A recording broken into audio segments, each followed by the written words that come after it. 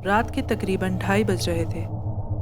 मैं अपनी overnight shift ख़त्म करके घर के लिए रवाना हो रहा था। ठंड काफ़ी बढ़ चुकी थी तो मैंने गाड़ी के शीशे बंद रखना ही मुनासिब समझा। मेरे ऑफिस और घर के दरमियान एक लंबा फासला था। बीच में एक सड़क पड़ती थी जो कि सुनसान और दोनों तरफ से ही जंगल से घिरी हुई थी। वहाँ से बहुत ही कम लोगों का गुजरना होता था, मगर मेरे घर से आने जाने का वही एक रास्ता था। मुझे ये घर कंपनी की तरफ से मिला हुआ था। ये शहर से दूर हरियाली में मुकीम था। मुझे अपनी नई जॉब बेहद अजीज थी, अलबत्ता मैंने ये घर बिना तकल्लुफ़ के ले लिया। तवील रास्ता था तो मैंने मध्यम सी आवाज़ में म्यूज़िक ऑन कर दिया। मैं अब उस सड़क पर आ चुका था जिसका मैंने अभी जिक्र किया। उस सड़क पर मुझे ड्राइव करते 10 मिनट से ऊपर हो गए थे कि अचानक सड़क के किनारे दूसरी जानिब से मुझे एक औरत दुल्हन के लिबास में खड़ी नजर आई। दिखने में वो बेहद हसीन लग रही थी। रात काफ़ी हो चुकी थी और उसे वहाँ अकेला खड़ा देख मैंने मन ही मन सोचा कि शायद उसे मेरी मदद की ज़रूरत हो। जैसे जैसे मेरी गाड़ी पास जाती रही मुझे उसका चेहरा साफ नज़र आने लगा। वो वाकई दुल्हन के लिबास में एक परी मालूम होती थी। मैंने गाड़ी उसके सामने जाकर रोक दी, म्यूज़िक बंद करा और गाड़ी का शीशा नीचे करते हुए उससे बोला, क्या मैं आपकी कोई मदद कर सकता हूँ? इसके जवाब में वो झुककर गाड़ी के शीशे से अंदर मुझे देखते हुए कहती है, मैं काफ़ी देर से यहाँ किसी के आने का इंतज़ार कर रही थी, मगर यहाँ से किसी का गुज़र नहीं हुआ। क्या आप मुझे मेरे घर तक छोड़ सकते हैं? मेरा घर यहाँ से थोड़े ही फासले पर है। उसकी ये बात सुनकर मैंने उसे गाड़ी में बैठ जाने को कहा और मेरे देखते ही देखते वो गाड़ी का दरवाज़ा खोलकर पीछे की सीट पर बैठ जाती है। मैं उसको मुड़कर देखता हूँ तो वो शीशे से बाहर जंगल की तरफ देख रही थी। मैं अब गाड़ी स्टार्ट कर देता हूँ तो मेरी नज़र उस पर रेयर व्यू मिरर से पड़ती है। वो मुझे ही देख रही थी और मुस्कुरा रही थी, तो बदले में मैं उसे देखकर मुस्कुरा दिया। अचानक सड़क पर काफ़ी कोहरा बढ़ने लगा। मेरी नज़र उस पर रेयर व्यू मिरर से एक बार और पड़ती है तो वो मुझे पहले की ही तरह देख रही थी। फ़र्क सिर्फ इतना था कि इस दफ़ा वो मुस्कुरा नहीं रही थी। जैसे जैसे गाड़ी आगे बढ़ती रही मैं न जाने क्यों बार बार उसको मिरर से देख रहा था। उसका मुसलसल मुझे यूं घूरना मुझे बेचैन कर रहा था। मैं गाड़ी का शीशा खोल देता हूँ और उससे माजरत चाहते हुए एक सिगरेट जला लेता हूँ। मेरे ऐसा करने पर वो मुझे गाड़ी रोकने को कहती है।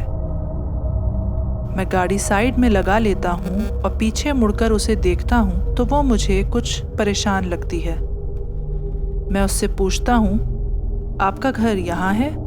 पर यहाँ तो हर तरफ जंगल ही है। मेरा ये पूछना ही था कि वो मुझे बेहद खौफनाक तरीके से घूरती है और कहती है, यही मेरा घर है। उसकी आवाज़ में ऐसा बदलाव देखकर मैं दहल जाता हूँ। वो गाड़ी से उतरती है और आहिस्ता आहिस्ता जंगल की तरफ चली जाती है और कोहरे में गायब हो जाती है। घर पहुँचते ही मुझे अपनी तबीयत कुछ नासाज लगती है। मैं कुछ खाकर सोने लेट जाता हूँ। काफ़ी दिनों तक ये वाक़या मेरे जहन से नहीं उतरता। मैं मुसलसल ख़ुद को उस औरत के बारे में सोचता हुआ पाता था। अब इस बात को यूं ही कोई एक हफ़्ता गुजरा था और मैं अपने कामों में मसरूफ़ हो गया था।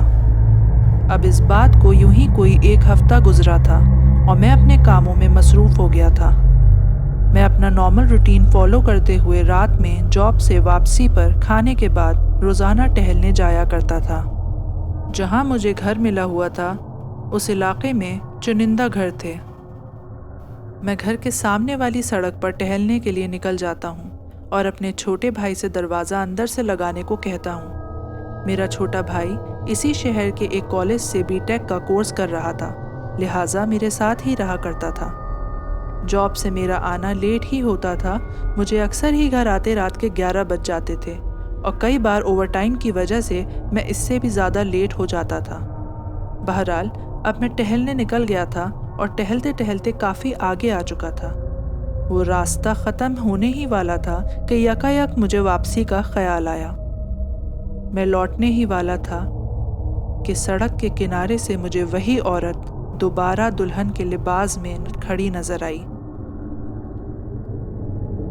अब की बार वो मुझे उस रात के अंधेरे में बेहद खौफनाक तरीके से घूर रही थी।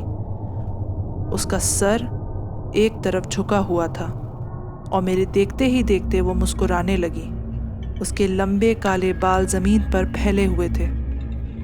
मेरा ये देखना ही था कि मैं अपने घर की ओर भागता हूँ। मुझे एहसास हो रहा था कि वो मेरे पीछे ही आ रही है और कुछ बोल रही है। खौफ और दहशत की वजह से मैं एक बार भी मुड़कर उसे नहीं देख सका। घर पहुंचते ही मैं देखता हूँ कि दरवाज़ा अंदर से बंद है।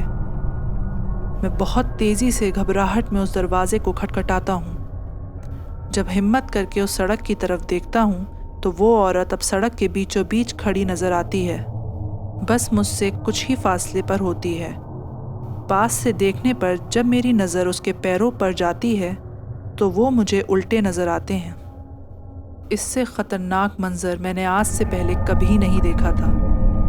उसके काले घने बालों की लठें ज़मीन पर किसी सांप की तरह रेंगते हुए मेरे पास आने लगी।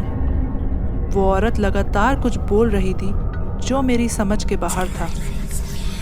मेरे लगातार दरवाज़ा खटखटाने की वजह से मेरा भाई भागता हुआ अंदर से बाहर आता है। मैं फ़ौरन हड़बड़ाहट में अपने भाई का हाथ पकड़कर उसके साथ अंदर आ जाता हूँ और सारे खिड़कियाँ और दरवाजे बंद कर देता हूँ। मैं ये सारा सिलसिला अपने भाई को सुनाता हूँ और अगले ही दिन मैं उस घर से शिफ्ट होने की अर्ज़ी अपने ऑफिस में डाल देता हूँ और हम वहाँ से जल्दी ही शहर शिफ्ट हो जाते हैं। वो औरत उस रात के बाद से मुझे फिर कभी नज़र नहीं आई, मगर उस रात का वो खौफनाक मंज़र आज भी मेरे रोंगटे खड़े कर देता है।